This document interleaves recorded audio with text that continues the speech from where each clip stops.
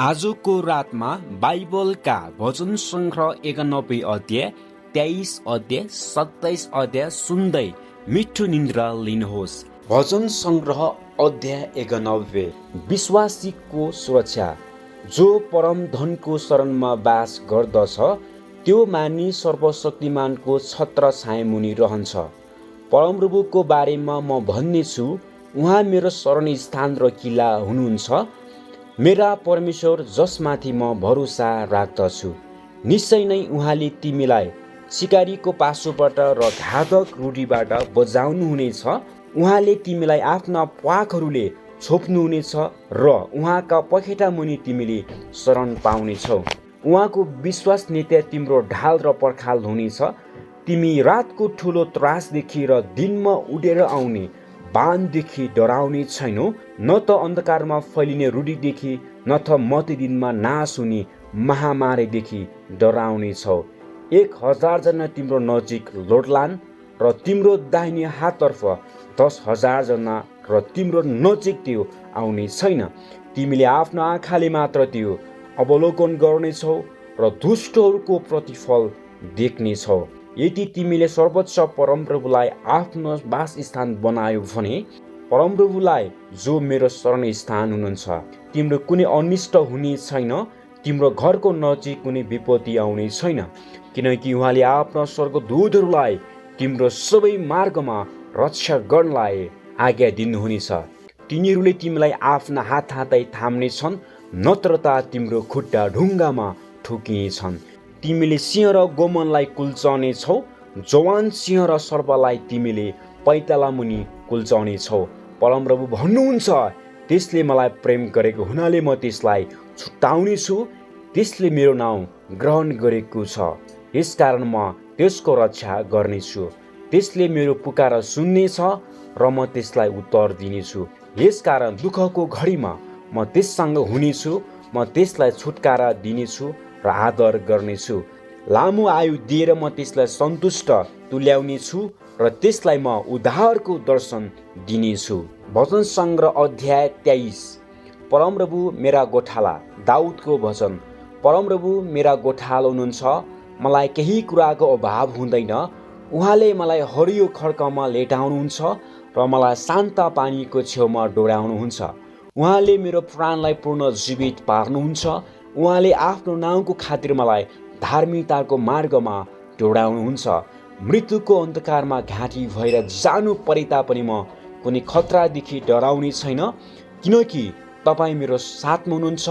तपाईँको लट्ठी र तपाईँको लहुराले मलाई सान्त्वना दिन्छन्। मेरा शत्रुहरूका सामुन्ने तपाईँले मेरो निम्ति भोज तयार पार्नुहुन्छ। तपाईँले मेरो शिर तेलले अभिषेक गर्नुहुन्छ, मेरो कचौरा भरिएर पोखिन्छ। निश्चय नै तपाईँको भलाइ र करुणा मेरो जीवनभरि म पछि लाग्नेछ र परमप्रभुको घरमा म सदा सर्वदै बास गर्नेछु। वचन सङ्ग्रह अध्याय 27। परमप्रभुमा भरोसा। दाउदको वचन। परमप्रभु मेरो ज्योति र मेरो मुक्ति हुनुहुन्छ, मैले कसको भय मानु? परमप्रभु नै मेरो जीवनको किल्ला हुनुहुन्छ, कोसँग म भयभीत हुनु? जब दुष्ट मानिसहरू मेरो सामु खान मेरो विरोधमा अघि बढ्छन्, तब शत्रु र विरोधीहरू मलाई आक्रमण गर्छन्। तिनीहरू ठक्कर खाएर जमिनमा लौट्ने छन्। सेनाले मेरो विरुद्धमा छाउनी बनाए तापनि मेरो हृदय डराउने छैन। मेरो विरुद्धमा लडाइँ चले पनि त्यस बेला म पुरा आत्मविश्वास राख्नेछु।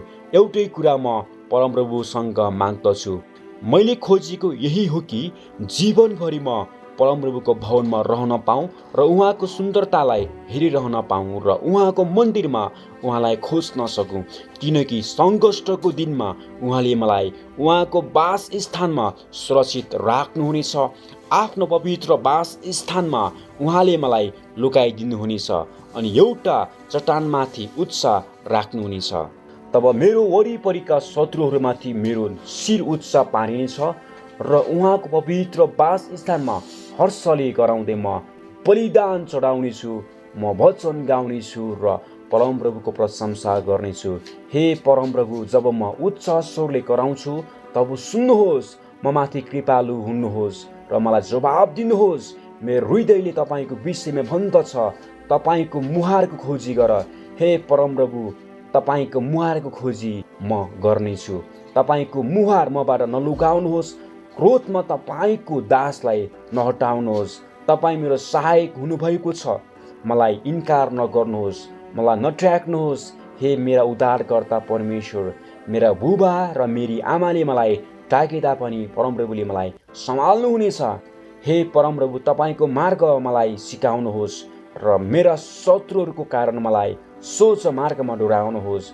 मेरा शत्रुहरूको इच्छामा मलाई नछोडिदिनुहोस्, किनकि झुटा गवाहहरू मेरो विरुद्धमा उठेका छन् अनि तिनीहरू हिस्सा गर्नलाई फुलेर हिँड्छन्।